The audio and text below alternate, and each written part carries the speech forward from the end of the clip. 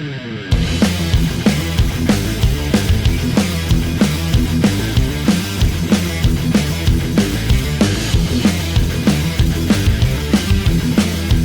into the first edition of the Block O Show here on Scarlet and Gray Sports Radio. You're watching on SGSR TV or listening to our podcast form via the SGSR Podcast Network. Cole, what are you doing? We've barely started the show, and already you're being a goofball. You got to get a thumbnail. Oh, my Lord. Lord. Get a pic. That's the thumbnail. It's me holding my thumbs up. So more importantly than being on the SGSR Podcast Network, we are also sponsored by Barrio Tacos. We'll have a read about them here in a bit. But I am joined alongside Caleb Spinner here hosting. I am joined by Kole Emplit, Tyler Danburg, Matt Goldman. We are all the SGSR football broadcast crew. We will be bringing you coverage of most of the home and away games. We'll get our secondary unit brought in there as well. But in honor of this being the week after syllabus week, I wanted to celebrate this with you guys earlier. We're going to have an icebreaker like we did in every single class to start this year. Yesterday, Thursday, was the 15th anniversary of the Big Ten Network's first ever college football broadcast, and just something extra. It was unranked Appalachia State against number 5 Michigan. Appalachia State won 34-32. And that 2007 college football season has gone down as one of the best, if not the best, college football regular seasons in the history of college football in over 150 years of the college game. It seemed like that year, every top 5 team went down at least at some point, and Ohio State was one of those teams. They lost to Illinois against Juice Williams, the quarterback. But here's the thing. They ended up going to that national championship, but falling short to LSU. Do you guys remember that year? Like, were you alive enough to remember that? I was 5 years old. Not much I remember as a 5-year-old, gonna be honest, but knowing that Michigan lost, I can pretend like I remembered it, so it's a sweet victory for all of us as students of Ohio State, and knowing that Michigan lost and that happened at the Big House just makes it even better. Yeah, I'm with Matt on this one. You grow up and you're like, oh, so this is what happened back in 2007. You see those clips even like yesterday. They post them all the time, all on the Twitter timeline. That's all you saw. App State taking it back. I remember trailers for Iron Man were going on the TV. There we go. Back in the day. Wow. I feel gives you a little bit of perspective on what we're talking about here. But speaking of what we're talking about, let's switch into our main focus of the day. Ohio State opening against Notre Dame tomorrow in the shoe, 7:30 kickoff on ABC.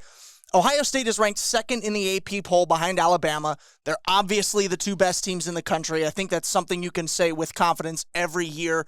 But let's look at pound for pound. Offense versus offense, defense versus defense. Matt, is Ohio State a better team than Alabama? You know, it's really tough at this moment because when I look at who the best player in America is right now, I see Will Anderson and Will Anderson only. That guy is a freak of an athlete. If he went to the NFL draft last year, he would have been the number 1 overall pick. And I don't think Ohio State has that for surefire guy on their defense. But their offense, they do have C.J. Stroud, Jackson Smith, and Jigba, and Travion Henderson. And then to addition, Emeka Ibuka, Julian Fleming. You talk about all their receivers, Marvin Harrison Jr. There is so much talent in that receiver room. So when I look at pound for pound, I see pretty even on both sides. But I'm going to give Alabama the slight edge just because they are returned Bryce Young, the Heisman winner from last year, and Will Anderson is the big difference maker for me. Did you ever think you'd be talking about Alabama and the first player out of your mouth is not the quarterback Bryce Young or somebody else? It's a defensive player? No, because Will Anderson is someone special that Alabama or anyone in college football hasn't had in years. In Chase Young, he was such an exceptional player, but I think Will Anderson has a bigger effect on a team's defense, and I think he's going to be the reason why Alabama has the best chance to win the national championship. So it figures that Alabama would be the number 1 team, coming off a better postseason success, albeit losing the national championship, but they actually made the CFP. Ohio State didn't. So it figures that's why they'd come in at number 1. Makes sense in that regard. Notre Dame being positioned 5th in the same AP preseason poll. History has the Irish starting off higher than they end up at the end of the year, taking this really high top 10 number and then just dropping to maybe middle of the pack. Maybe they start to work up at the end. But it seems like every time the Irish get a taste of the postseason, they're never able to do anything meaningful with it. Now, where this is shifted into this year is Notre Dame's recruiting class. You can tell the energy behind Marcus Freeman is contagious. They're bringing in so many high-level recruits now that ESPN had their recruiting class at number 6 on their list, which is something we haven't seen from Notre Dame in a while.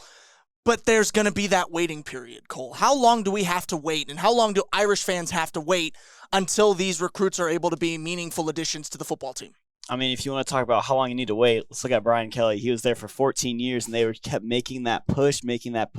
Like you said, they get to the playoffs, maybe every other year. It's just they can't do anything, though. And I think that all just goes back to, like, you could have a great recruit and a great system at Notre Dame, but if you don't have that conference schedule that Notre Dame's been lacking for all these years, you're never going to be able to push over the edge. They play some really weaker opponents during the regular season, and they're just unable to prepare themselves for like a playoff time. However, this year against Ohio State, first time Ohio State's welcoming a top 5 program into the country at the shoe. It's now like, okay, this is a taste. This is what we can achieve. Notre Dame come in and beat Ohio State week 1. It's like they have a great road test the rest of the way, saying, hey, we competed at the top. Why not go out, win out now? Let's make the playoffs. The biggest example of that from recent memory is, of course, that game against Alabama in the CFP semifinal, where it was just, where I believe, correct me if I'm wrong, guys, but Notre Dame came into that undefeated, and they had, their numbers could back it up, their record could back it up, and then they just took the field, and it looked like they sent out a Pee Wee football team in their uniforms compared to Alabama. Putting it a bit harsh, but that's how it played. And so really, when you look at what they're able to bring in, it's going to be exciting to see them actually become a developing program. I, for one, would like to see them join a conference, too, just because that conference championship game is going to be something, if they make it, that could go towards testing that strength, and maybe starts to condition Notre Dame into getting into a postseason bracket. But let's look at the strategy for these teams. Notre Dame also becoming known for their recruiting class, but also is already known for their impressive offensive linemen, right? The debate around the league is Ohio State wide receiver U, is Alabama, is Ohio State DB U? I think that's one that you've got a better bit of proof for with the recent draft picks that Ohio State has brought in. But Notre Dame has become known for their impressive offensive linemen. You look to the 2018 draft again. Number 6 overall, Quentin Nielsen to Indianapolis. Number 9 overall, right after him, Mike McGlinchey to San Francisco. This is going to be, and looking at our depth charts this time, next man up could be Jarrett Patterson. But how does Ohio State's men in the trenches, I'll call them, the defensive line, the up front, how do they compare to the offensive line talent that Notre Dame brings in?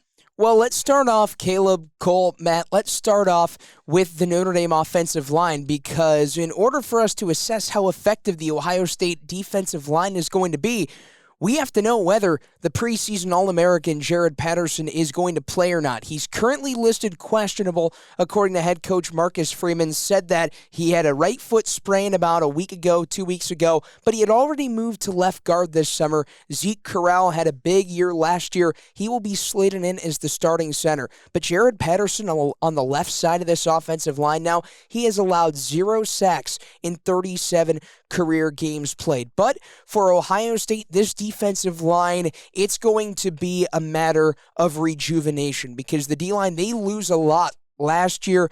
You look at Haskell Garrett, he takes up a lot of that production on that defensive line. Now he's gone. So it's a next man up mentality. Jack Sawyer, a guy that had an unbelievable preseason camp. Many say that he could be the guy to break out. Zach Harrison leads that Ohio State defensive line with 17.5 career tackles for loss. He's got 4 sacks to boot as of last year. So it's going to be a matter of how effective this defensive line is for Ohio State going up against a Notre Dame offensive line that does have a lot of question marks. Absolutely. And then going to Ohio State's end, brand new defensive coordinator, brand new defense, brand new scheme that's going to be coming in. You look at the 3 safeties that we saw a lot through practice, changing up the looks that you could have when you line up. You don't know what those guys are going to shift into in the secondary. You look at the implementation of a jack end and a 3-tech up on the front. It looks to be a very speed-oriented defense to where if you beat your guy, you've got enough fast guys in the area to be able to come over and cover that. And looking at Ohio State last year, that seems like they're addressing the issues there. But of course, it's going to be how quickly can they implement this. Oh, definitely so. And that's the number one reason why they brought in Jim Knowles this offseason. Say, hey, we weren't where we at last year. We weren't into a Buckeye mindset. It's like we want to be best in the country, and they were nowhere near that last year. They came in against week 1 against Oregon, and everyone had that high expectations of what Ohio State had a line of 3 touchdowns, and they could never compete. Oregon just ran the ball down their throats all night long. I think Jim Knowles' new scheme coming in, everyone's excited for it the preseason. He even talked about it press conferences on Tuesday saying, hey, is this any different than what you've prepared in the past? He said, no. It's a bigger expectation, but I'm doing the same thing I've always done, and Ohio State's going to be a top defense because of it. Matt, and I know, too, you've had the opportunity to talk to Ronnie Hickman, who's more than definitely going to be looked at as a leader in that secondary. He's had a few times where a new defensive scheme has come in throughout his career, and he's had to adjust to it. So he's got the experience. Is he capable of becoming a leader in this new system that he himself is probably still learning too? Well, I think Ronnie Hickman, coming off of last year, leading in tackles for Ohio State, he's going to be in sort of the same position he was last year. He was the bullet. Now he's more of a rover/jack that Jim Knowles likes to call it. And I think Ronnie Hickman, it's more of a communication thing that I think he needs to work on, and the fact that taking that leadership role to the next levels. When you're on the field, usually your Mike linebacker is going to be the one communicating around the field, but we noticed that there were some miscommunications, especially in that Oregon game. That's what I took away from that is Ronnie Hickman started calling some of the defensive formations and the plays, but that was a Tommy Eichenberg job, and that's what really happened, especially when that Oregon game and that loss, all of the Oregon offensive line pushed to the right of the field. And then it just didn't go well for Ohio State, and that's what really bothered me. But I think Ronnie Hickman can take it to the next level. And in addition, it's Tanner McAllister, Oklahoma State, the transfer, Jim Knowles. He worked with him last year. I think this is going to be a special defense with the addition of Tanner, just because of the fact he knows this system really well. He knows it better than anybody else on this defense, and he is the difference maker for this Ohio State team. And the Jim Knowles defense, guys, it's schematically such a total contrast from what Ohio State has historically ran, because Jim Knowles is an unpredictable defensive coordinator. So when you bring in a guy like Tanner McAllister, who played 4 years for Coach Knowles, that's going to do wonders for this defense. And even leading up to this Notre Dame game earlier this week at the press conference, when Ronnie Hickman spoke, he was talking about how Tanner McAllister helped Hickman, Lathan Ransom, a lot of these safeties and cornerbacks in the defensive backs room. He helped them watch film and break things down for him, and not just film from Ohio State and camp and from other teams, but also looking at Oklahoma State from last year and the last couple of years. And that really does wonders for building chemistry in the defensive backfield. Absolutely. Now we're going to be joined by Aiden Thomas, who's got his Notre Dame side take, the sports editor for the ND Observer. We're going to be joined by his thoughts here in just a minute. But guys, we're getting up to that level, right? It's 14 right now, as my watch says. We're going to be getting close to lunchtime. Now, I don't know what you guys are planning on, but I really think that Barrio sounds good. I would agree. You guys all sounds really. I need that down shrimp for that? and dip queso right now. I need some spice. Have you ever had the El Jefe Loco, though? Spice rub chicken? You can't go wrong with that, Matt. Trust me, you cannot. I'm a go big wrong. spice guy, so you know what? I need to try that. Now we're gonna go. You can't have a taco unless it's spicy. I need it. You can't. I need you it. can't have it. I need a crunchy outside as well. And look, you guys all know I'm a picky eater. You know, I don't like being told that I have the diet of a 3-year-old, because I actually ate more when I was a 3-year-old than I do now. I was less picky back then. But even I show up there and I have stuff for Barrio. So they really have something for everybody, which I think is really cool. And not only that, guys, but Barrio is coming to the Ohio State campus in the next couple of weeks. It'll be located at 15th and High Street at Gateway to the University. Barrio Tacos' long-awaited grand opening will be Tuesday, September 13th at 3 p.m. Everyone that day will receive one free taco, and the first 50 students or guests in line will receive free queso for a year. Not only that, but you can also catch Barrio inside Ohio Stadium during game days at Section 10A and at their taco truck Mondays through Fridays, parked right outside the RPAC. Buck ID will be accepted. Wow. So it's almost like they made it more convenient for Ohio State students. That's the goal. It's perfect. Wow. That's an Ohio State student eating Barrio. What are you doing? You know what? what? Are you doing on game days? You know what? Look, I get the Safe Light Field. I get the new turf. I get all the adjustments they're making into the stadium to draw crowds in. I think that's the biggest adjustment we have now, is that the Barrio stand will be there at that gate 10A. Tacos and football. Who doesn't love anything else? Like that's the best combo. Look. Pizza and football is overrated. It's been done before. It's been going on it's had its day. All right, it needs overthrown, and tacos are the perfect substitute for it. Well, they say crab cakes in football. That's what Maryland does. Shout out Bradley Cooper. But Wedding crashers, baby. Barrio and football, that's what Ohio, and that's what Scarlet and Gray Sports Radio specifically does. With this crew, you could not get through any discussion, whatever it's on, without us making a reference. Now here comes Aiden Thomas giving us his thoughts on the Notre Dame side of things. What do you have for us, Aiden? What's up, everyone? This is Aiden Thomas. I'm the sports editor over here at The Observer, the Notre Dame student-run media outlet. Just giving you a quick lowdown on what to expect from Notre Dame as they head to Ohio State this weekend. First, looking at the defense, definitely the strong point of this Notre Dame team, and you'll start with the defensive line, which is the strongest position group on this unit.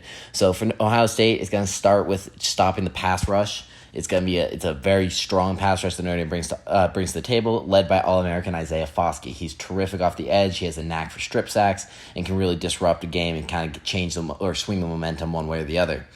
For Notre Dame, also in the defensive line, they're generally a very good defense against the run, and that will be key as they're going to try to force Ohio State to be a little bit one-dimensional, because that's going to be one of their biggest keys to hoping to kind of limit what Ohio State can do a little bit.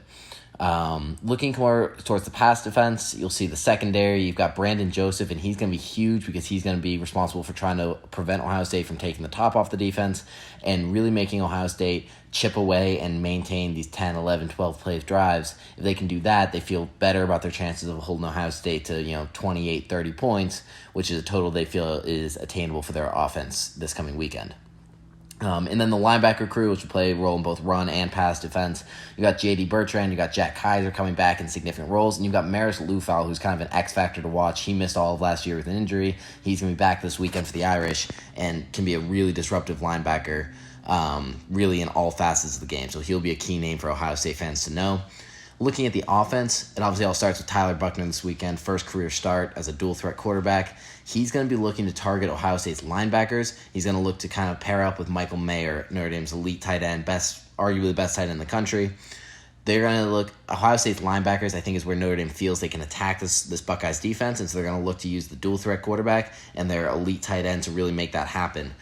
If they can start attacking that, they might open up some spots for the run game where they've got they've got Logan Diggs, Chris Tyree, Audric Estime. None super proven, but all of them with a lot of talent and a lot of versatility for what they can bring to the offense and to the run game. So when you combine those with Buchner, Notre Dame has kind of 4 different weapons they can use on the ground and something for Ohio State to consider as Notre Dame starts their offensive attack.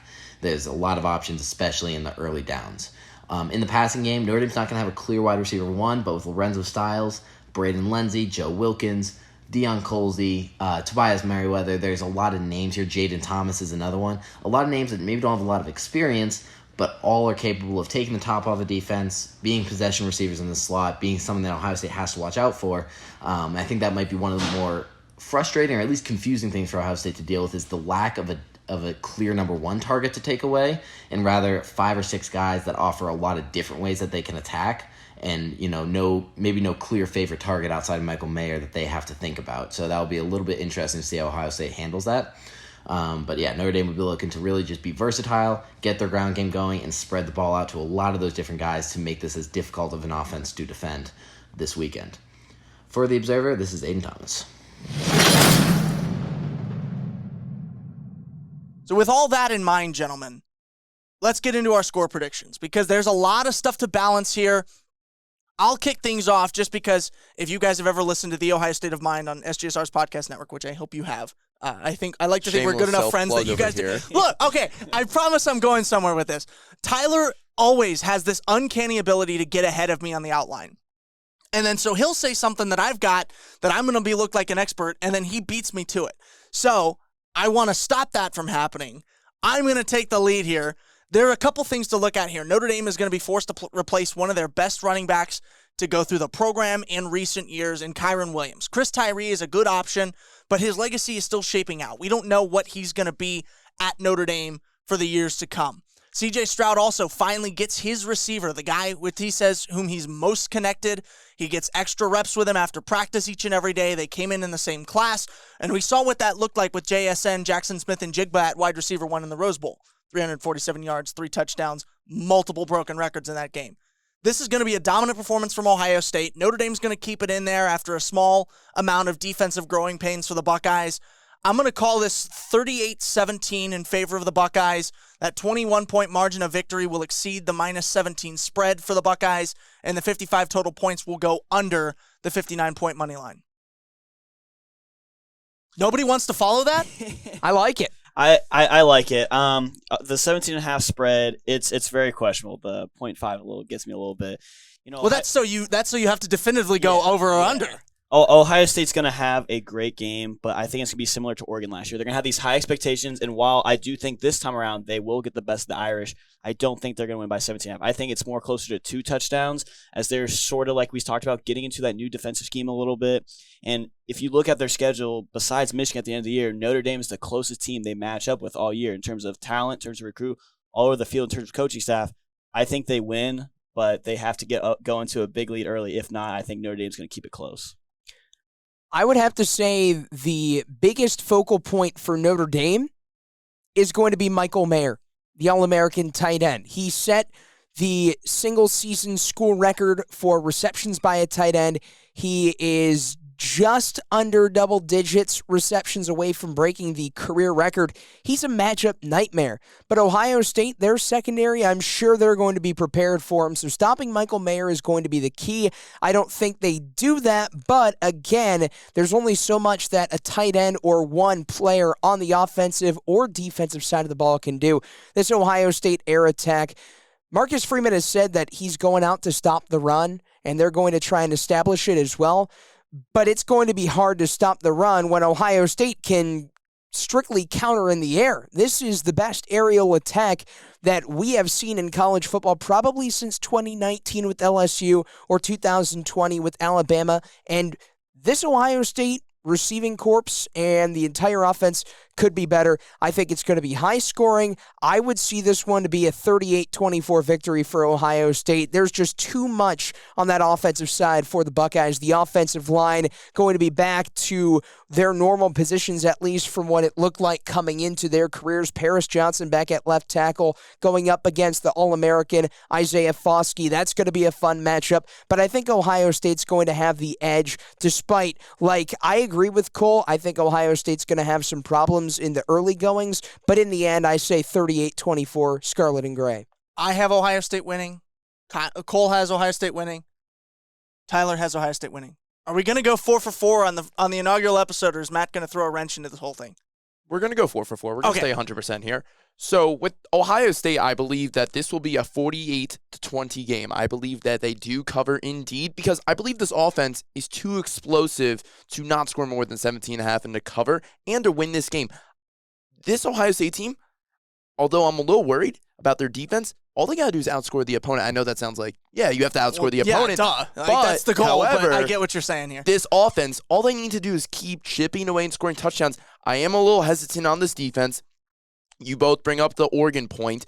Mm-hmm. What I'm looking for most is to see how much pressure this defensive line for Ohio State brings towards Tyler Buchner and this Notre Dame offensive line that we talked about. Michael Mayer as well as the 6th blocker on this Notre Dame offensive line, because Jack Sawyer and JT Tuimoloau were not as effective as we wanted to see.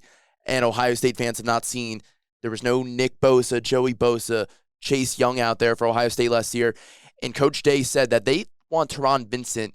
They want him to get to the next level. They need someone in the interior to get to the next level, like you mentioned earlier about Haskell Garrett and the production that Haskell Garrett was able to give. So the defense, that's where I'm a little worried, and that's why I think they give up 20 points, because it's Notre Dame offense. They do have playmakers on that receiving core, within especially Lorenzo Styles, I think is one of their best players. Michael Mayer as well, I think will have a touchdown, but Ohio State does cover, and Ohio State's offense does do well. I think Travion Henderson breaks 100 yards. Also, look out for Tyweek. Can I repeat? Yeah, keep going. Also, Matt, look out on the interior. Look out for Tyleik Williams. He had a great true freshman campaign last year, and I think he's bound to break out yet again. He was a freshman All-American last year, and he was huge at times, a big tackles for a loss guy. And when you can bring that pressure off the edge and stop guys behind the line, you're going to look for a guy like Tyleik Williams, whether it's coming off the bench or starting, to make a big impact. And I'm wondering, Will there be a freshman on Ohio State that has that major impact immediately in this game? Is there someone on that offense or defense that you think goes out there and has an unbelievable game or even has a big impact on special teams? And I think Sony Styles is that guy for Ohio State. I think his special teams impact will have some sort of big effect or a big play in this Ohio State game. I don't know what you guys think about that. Well, we'll know for sure tomorrow night, right? Ohio State hosting Notre Dame, 7:30. You can listen to the game on Scarlet and Gray Sports Radio at scarletandgraysportsradio.com. Also on our YouTube page, just where you're watching this episode as well. If you're watching on SGSR TV, we'll have a booth camera set up. I know you guys are excited for that. It's the first year we've had that. So you'll be able to see us, right, wrong, or indifferent, for better or worse. You'll get to see us in all of our dressed up glory. Before that, of course, we encourage you to tune in to College Game Day that's going on before that. Live from outside of St. John Arena from 9 to 12 in the morning if you're coming into Columbus for the game. This is going to be a fantastic atmosphere to be in Columbus for which you should be in Columbus. But that'll do it for us until next week. For Matt, for Tyler, for Kole, I'm Caleb Spinner. That's the show. We're out of here.